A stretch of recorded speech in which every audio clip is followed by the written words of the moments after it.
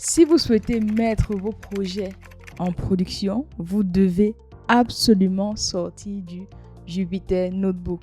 Lorsqu'on est data scientist, on aime bien utiliser Jupyter Notebook. Pourquoi? Parce que on a la possibilité de coder, d'exécuter nos codes et avoir le résultat ainsi qu'une documentation dans un seul outil. Par contre, dès qu'on arrive à la phase de mise en production, on doit absolument utiliser un autre outil qui permet d'être beaucoup plus productif. Et dans cette vidéo, je vais partager avec vous VS Code, Visual Studio Code, qui est l'outil que je vous recommande lorsqu'il s'agit de mettre en place des projets destinés à la mise en production.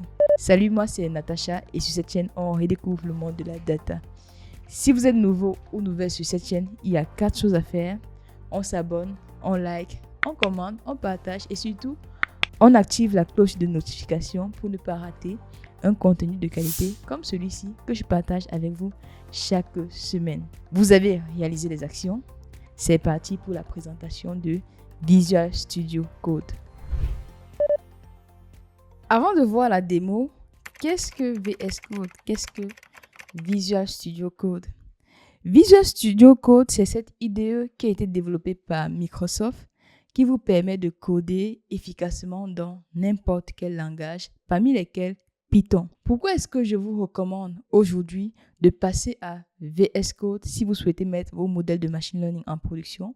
En fait, c'est pour 2 raisons principales. La première raison, c'est que VS Code a des extensions qui vous permettent d'être beaucoup plus productif, comme par exemple la fonctionnalité GitHub Copilot qu'on verra à la fin, qui vous permet en fait de coder automatiquement. C'est votre assistant en fait qui vous permet de coder plus rapidement. Avec VS Code, la documentation est beaucoup plus simple. Vous avez les fonctions d'auto-complétion qu'on n'a pas toujours lorsqu'on travaille avec le Jupyter Notebook. Première raison. Deuxième raison, qui n'est pas des moindres d'ailleurs, parce que lorsqu'on travaille dans une équipe de data en général, on va travailler avec GitHub Git. Et VS Code vous permet de facilement travailler sur GitHub. Dans cette vidéo, on va voir ensemble déjà comment est-ce qu'on installe VS Code, quelles sont les meilleures extensions que je vous recommande pour être plus productif avec VS Code. On verra les paramètres qui vont vous permettre de bénéficier du meilleur des 2 mondes entre Jupyter Notebook et Visual Studio Code et le Python natif. Et dans la dernière partie, on verra ensemble comment faire du Git sur Visual Studio Code. Donc voilà l'agenda du jour. C'est parti pour la découverte de Visual Studio Code. Let's go!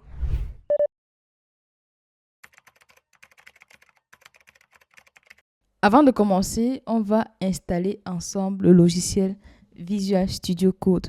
Pour installer, c'est très simple. Vous ouvrez un navigateur, vous écrivez installation de VS Code, par exemple VS Code, comme ça. Vous allez voir ce premier lien, vous avez Download Visual Studio Code pour Mac, Linux, Windows. Ça marche avec tous les systèmes d'exploitation. Donc, si vous êtes sur Windows, vous cliquez ici. Vous êtes sur Ubuntu, vous cliquez ici. Si vous êtes sur Mac comme moi, vous cliquez ici. Pendant que ça télécharge, voilà à peu près comment est-ce qu'on installe Visual Studio Code. Il suffit d'aller sur un navigateur. On écrit télécharger Visual Studio Code. Et on a un fichier zip comme ça qui va être téléchargé. Une fois que c'est téléchargé, on double-clique sur ce fichier zip. On suit la procédure et normalement, on aura VS Code installé sur son ordinateur. Et lorsque vous installez, vous avez une fenêtre qui s'affiche qui ressemble à ceci. On va commencer tout doucement, ok?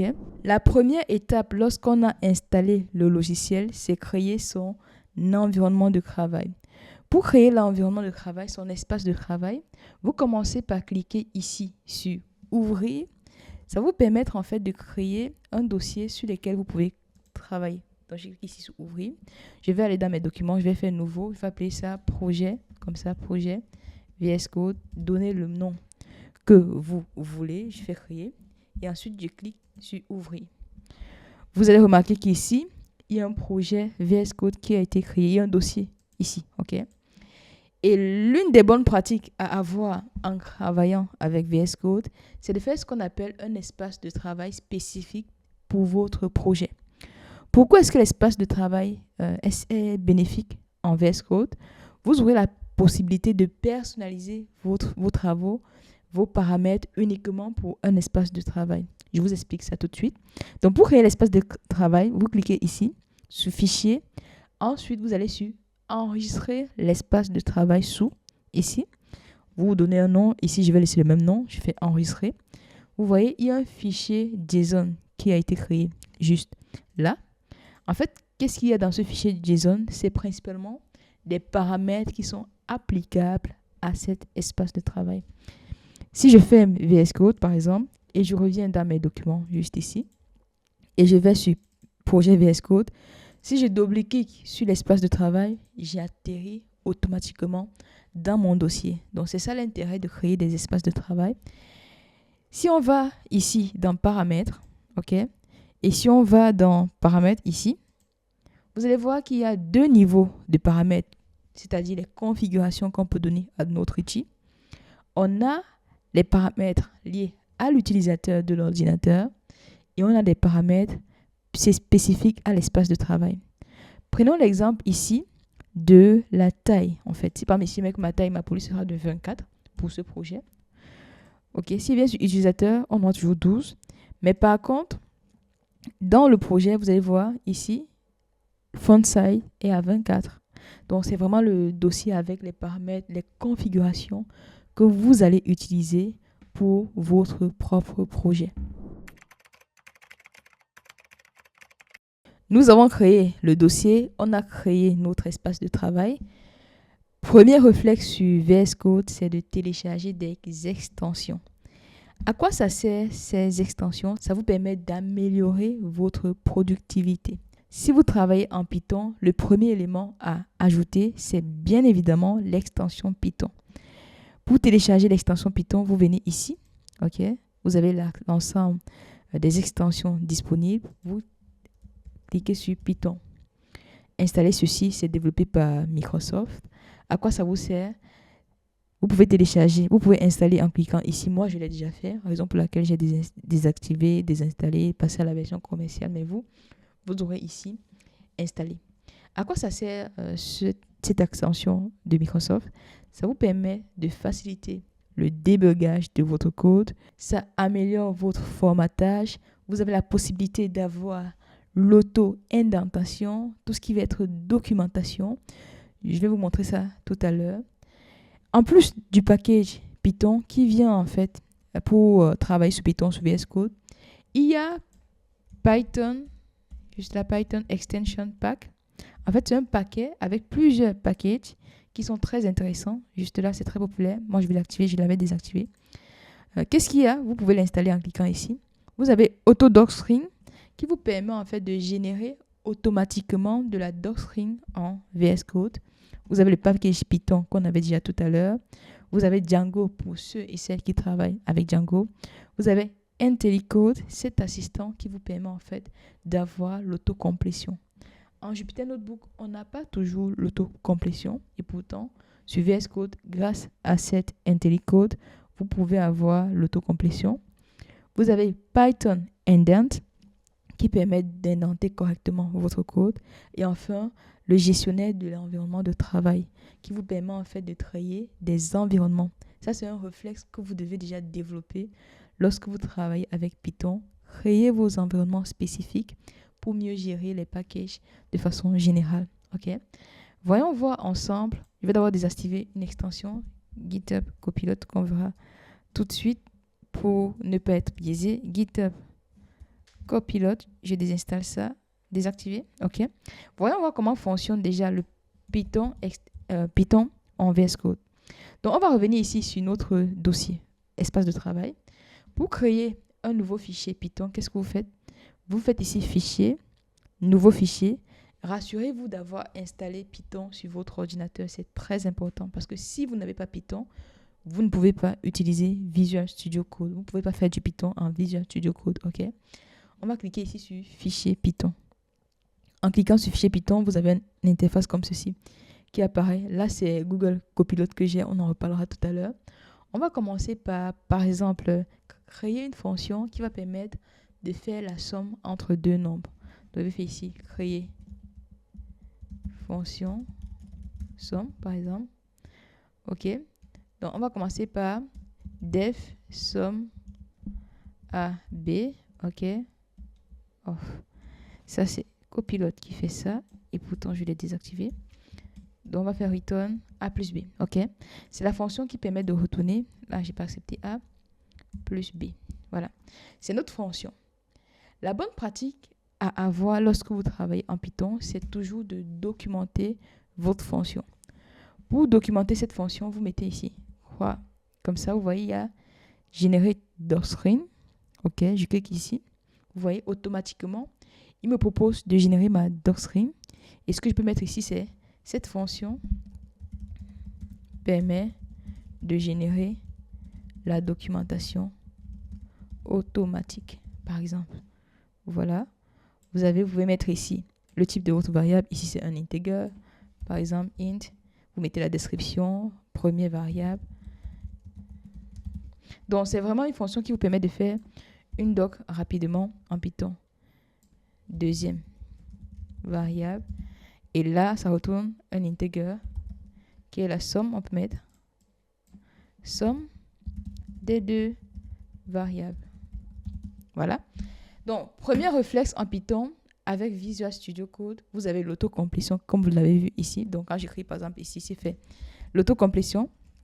Si j'écris import panda as, vous voyez, PD, j'ai de l'autocomplétion qui arrive automatiquement. Nous avons parlé de la documentation automatique avec docstring. On a parlé de l'autocomplétion.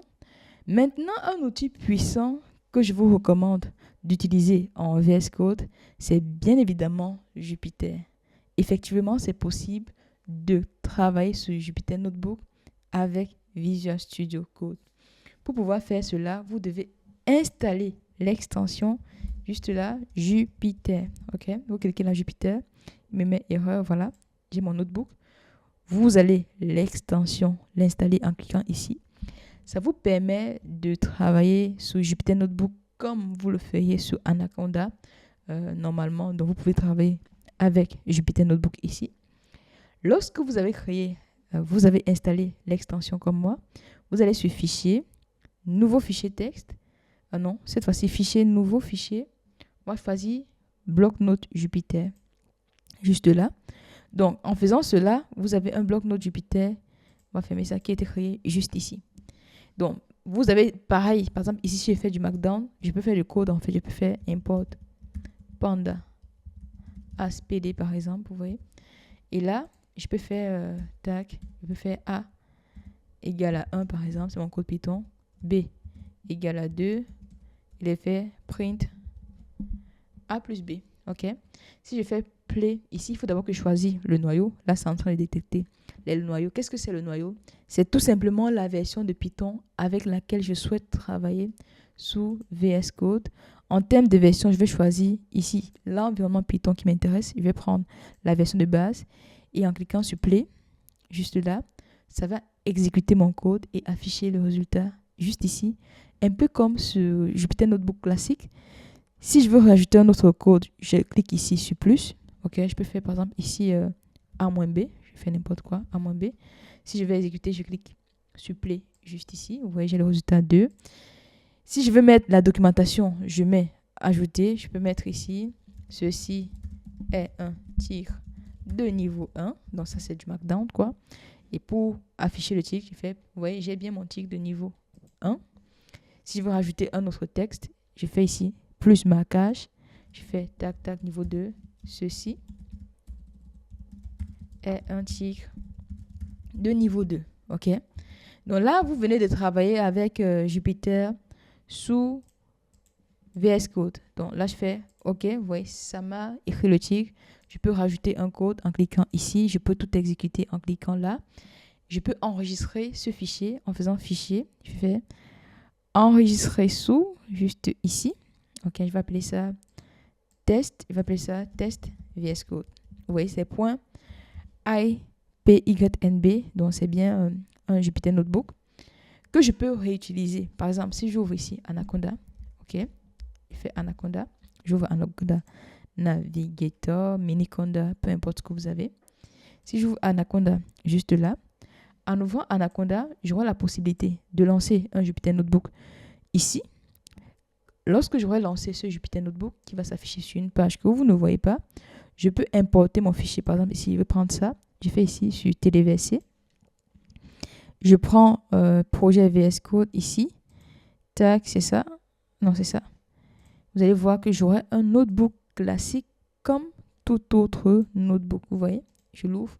Je peux continuer à travailler sur Jupyter Notebook avec le fichier que j'ai produit à partir de Visual Studio Code. Donc, deuxième outil pertinent après tout le package Python Extension Pack, c'est bien évidemment d'installer Jupyter Notebook.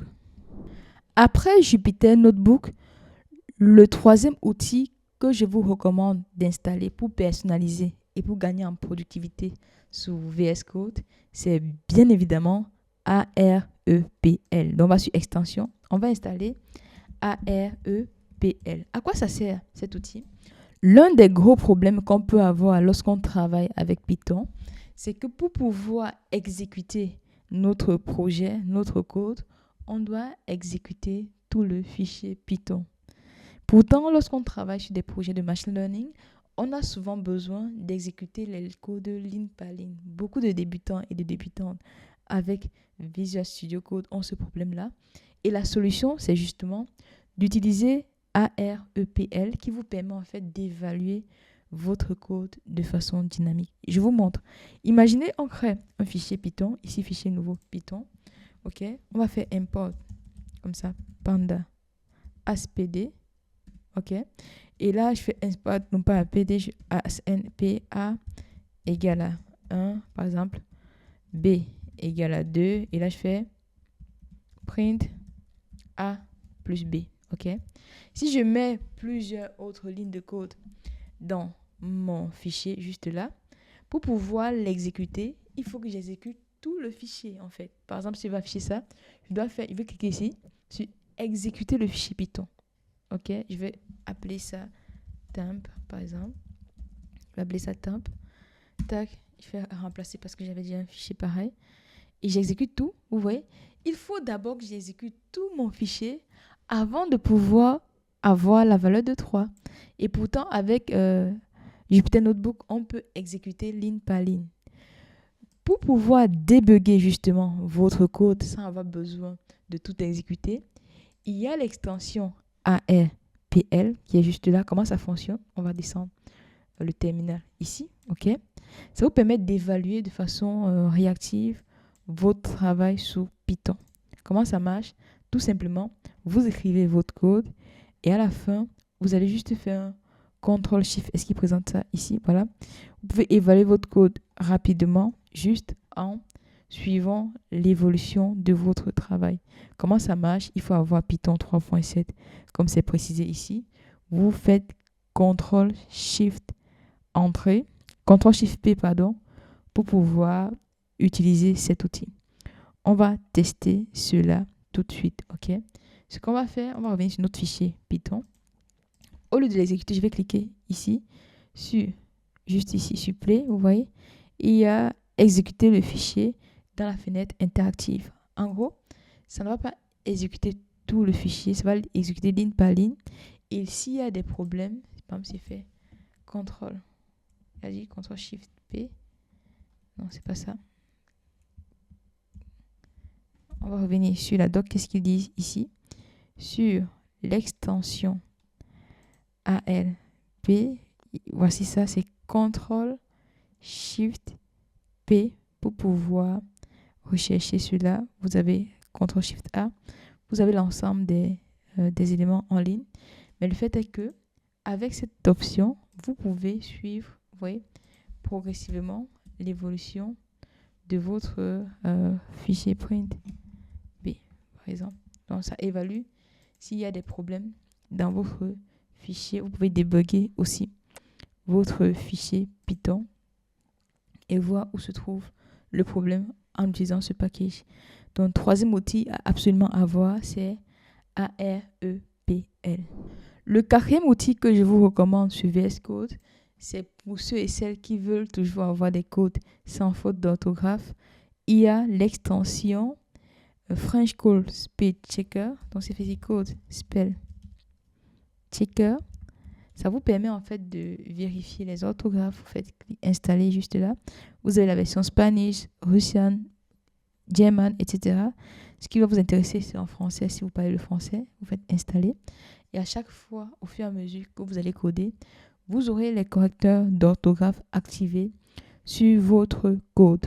Après AREPL, l'extension que je vous recommande absolument sur VS Code pour gagner en productivité, c'est Path Intelligence. Qu'est-ce que c'est?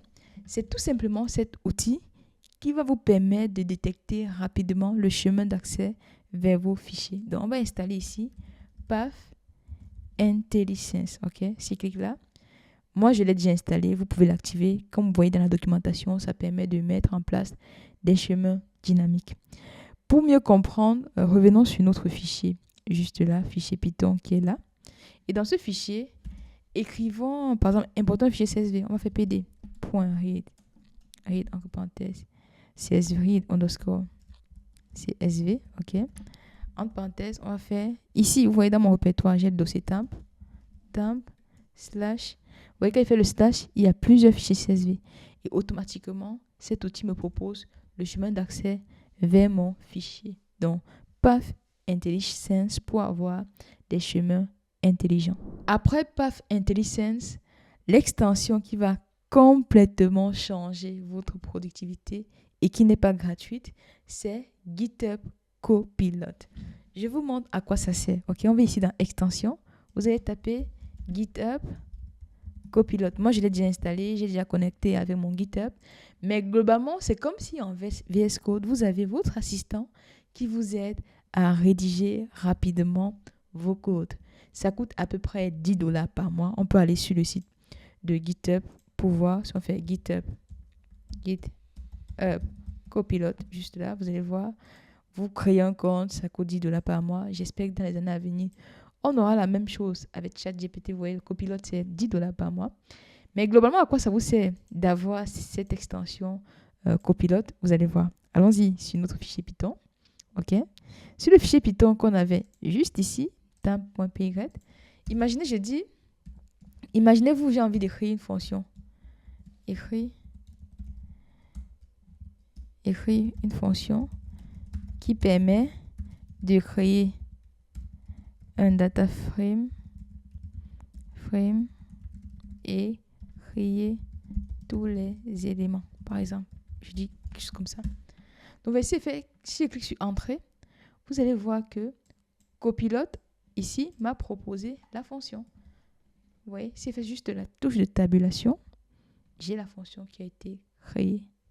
Pareil, en fait, à chaque fois que je vais écrire une fonction, je mets un commentaire, la fonction que je souhaite avoir, écrire une fonction moyenne dans une liste, par exemple. OK? Liste, voilà. Je tape sur Entrée. Et là, vous allez voir juste en bas ici. Ah, je ne sais pas marcher. Ah, ça marchait tout à l'heure. CTRL Z, voilà, vous voyez. J'ai la fonction qui a été créée. Donc, Copilot, c'est votre assistant qui vous permet de créer rapidement des fonctions, des codes avec GitHub. En termes de productivité, on gagne énormément. Espérons qu'on aura la même chose avec ChatGPT. Dites-moi en commentaire si vous connaissez des outils similaires qui permettent en fait de bénéficier de ChatGPT et de coder directement sur Visual Studio Code. Après GitHub Copilot, pour ceux qui sont fans de R comme moi, si vous en avez marre de RStudio, même si on est d'accord, RStudio, c'est le meilleur IDE pour travailler en R, vous pouvez également faire du R sous VS Code. Visual Studio Code permet de travailler en plusieurs langages de programmation, notamment R, Python. Pour travailler en R, rassurez-vous d'avoir installé R sur votre ordinateur. Une fois que vous avez R, vous venez ici, vous cherchez l'extension R. Vous pouvez faire du Markdown, vous pouvez faire peu importe en R. Là, voilà, vous avez l'extension R ici. Et vous pouvez activer, installer comme vous le souhaitez. Une fois que vous avez installé cela et que vous avez bien évidemment R sur votre ordinateur, vous pouvez faire un fichier, nouveau fichier. Cette fois-ci, au lieu de choisir Python, vous pouvez choisir un document R. Il y a également R Markdown. Mais on va prendre juste un document R. Et comment ça marche? J'ai fait par exemple library. Vous voyez, ça reconnaît library. Et là, je vais prendre ggplot2, le package de référence en matière d'analyse de données. J'ai fait A, reçoit par exemple 2. Bon, je prends ça. B, comme ça. C2, voilà. On fait A. Je fais print. A plus B. Voilà, si j'exécute tout ça, en play. Tac, j'agrandis juste là.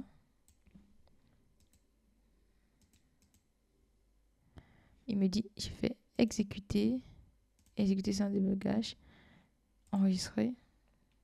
Toujours pas. Annuler. Ok, on va aller sur le terminal.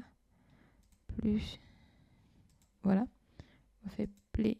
Voilà, là c'est mieux. Ici, vous voyez sur le terminal, on a notre code R qui a été exécuté en affichant 2, 4, 6, 8, 10. Donc, si vous souhaitez travailler en R avec Visual Studio Code, c'est possible. Il suffit de rajouter l'extension R à votre outil. Donc, voilà les extensions que je vous recommande. Vous avez GitHub Copilot qui permet de gagner en productivité, R Markdown, Path IntelliSense pour tout ce qui va être chemin d'accès. Vous avez le French Code Spell Checker qui permet de vérifier l'orthographe. Vous avez Jupyter pour travailler avec Jupyter Notebook. Vous avez IntelliCode, vous avez PyLens, vous avez Pylin. Énormément d'extensions pour gagner en productivité. On a parlé des extensions. En général, l'un des problèmes qu'on a avec Python sur VS Code, c'est que pour pouvoir exécuter une seule ligne, on doit exécuter tout son code automatiquement. Et pourtant, lorsqu'on développe, on a souvent besoin de faire juste un contrôle entrée et puis avoir le résultat de notre requête.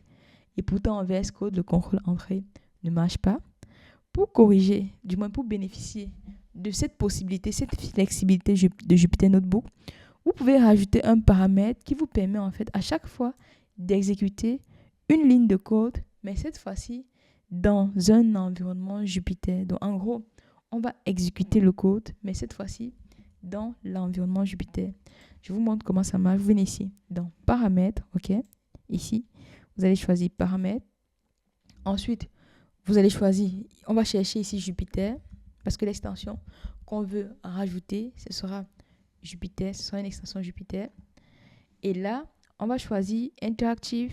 Tac, je vais dézoomer ça. On va activer juste ici. C'est pas ça, c'est Interactive Text. Voilà, c'est ça. C'est ça. On va activer ceci. Bon, là, si c'est désactivé, si on ouvre le fichier JSON des settings, vous allez voir. Donc, j'active ceci. En activant cela, c'est ceci. Interactive Window.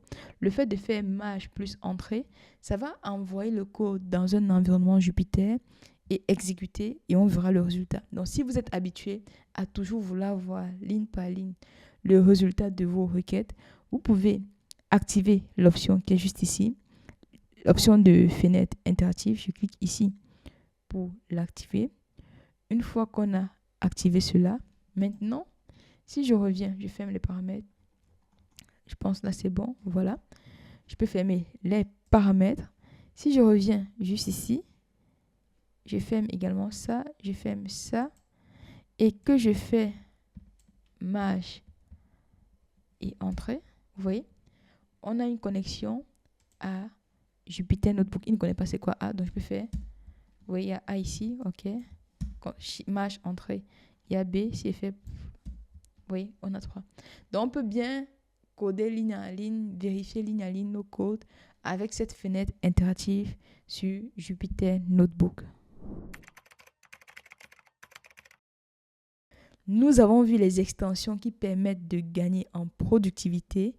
Nous avons vu les paramètres qui vous permettent en fait de bénéficier du meilleur des deux mondes, Jupyter et Python.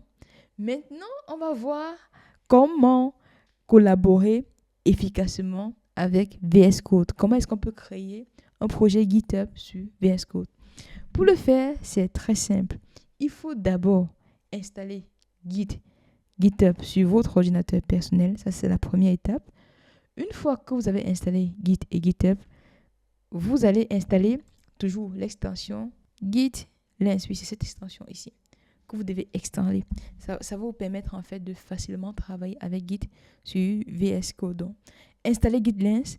Une fois que vous avez installé GitLens, on va aller juste ici. Ok, pas ça, juste ici. Vous avez la possibilité d'initialiser un repo GitHub. Donc, pour initialiser, vous cliquez juste là sur initialiser. Vous voyez ici, je vais initialiser le projet qu'on vient de... Je peux initialiser un autre projet. J'ai déjà connecté mon VS Code avec mon GitHub. Donc, vous avez la possibilité de le faire aussi. Si je fais ici, premier commit. Comme ça. Validation. Oui, je vais mettre oui. Voilà. Je peux donc publier la branche que je viens de créer sur mon GitHub.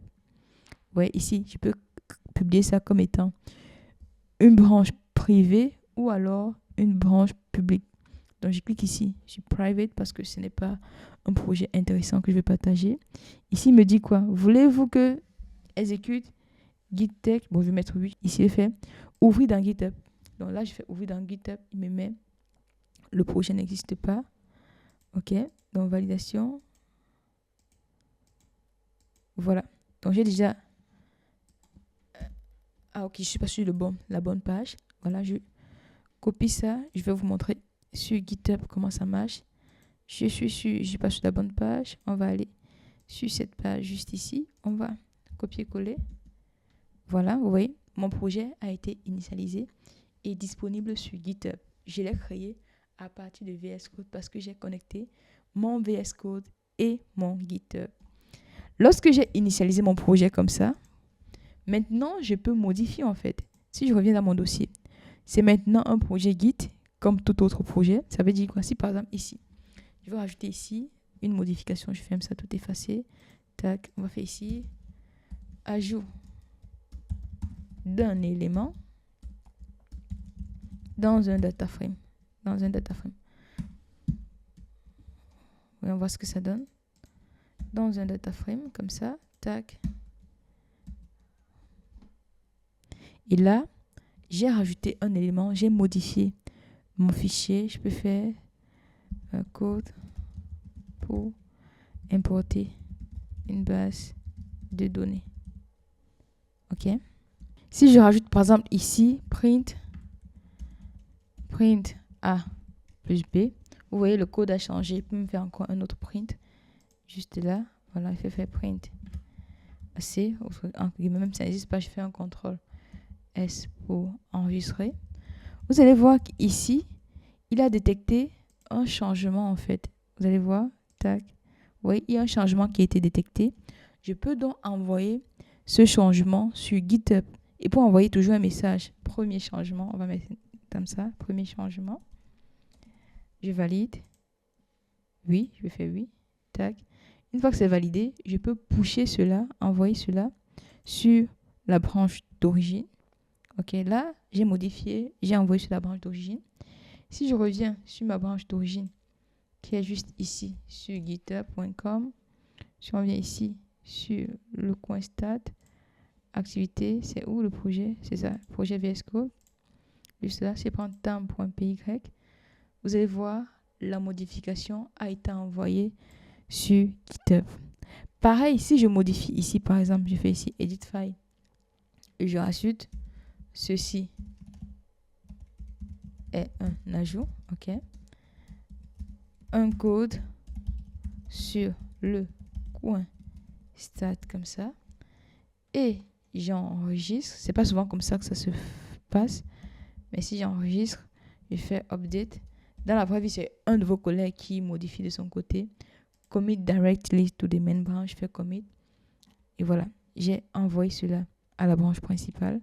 Ça veut dire que sur mon projet ici, sur Visual Studio Code, si j'ouvre temp.py, vous voyez, ceci est un ajout, un code sur le coin stat. Si je reviens sur Visual Studio Code ici, On est d'accord? Là, j'ai encore l'ancienne version. Mais ce qui est bien, ce qui me détecte ici, qu'il y a des éléments que je dois récupérer en faisant un pull. GitHub, c'est commit, push. On commence d'abord par faire un pull, c'est-à-dire on récupère ce qui se trouve sur le serveur. On fait un commit pour envoyer nos modifications internes et on fait un push. Donc là, je fais un pull. En faisant le pull, ok, vous allez voir, ça a été rajouté. Donc je modifie, je fais un pull, je modifie, je fais un commit, ensuite je fais un push. C'est exactement ça, Git. N'hésitez pas à déjà l'intégrer à vos projets VS Code. Vous avez l'ensemble des éléments, les branches, du moins la version basique, c'est surtout initialiser votre repo, apprendre à faire des pulls. Donc, j'initialise, je pull, je commit et je push. Essentiellement, ce qu'on peut réaliser avec VS Code. Voilà, nous sommes à la fin de cette vidéo. Dites-moi en commentaire quelle extension avez-vous découvert dans cette vidéo, quelle extension vous a le plus marqué et surtout, qu'est-ce que vous utilisez au quotidien. En attendant, si vous souhaitez découvrir comment créer des environnements virtuels en Python, regardez cette vidéo. Si vous souhaitez bien démarrer avec Python sur Jupyter Notebook, regardez cette vidéo. Sur ce, prenez bien soin de vous et on se donne rendez-vous très bientôt pour une prochaine vidéo. Bye.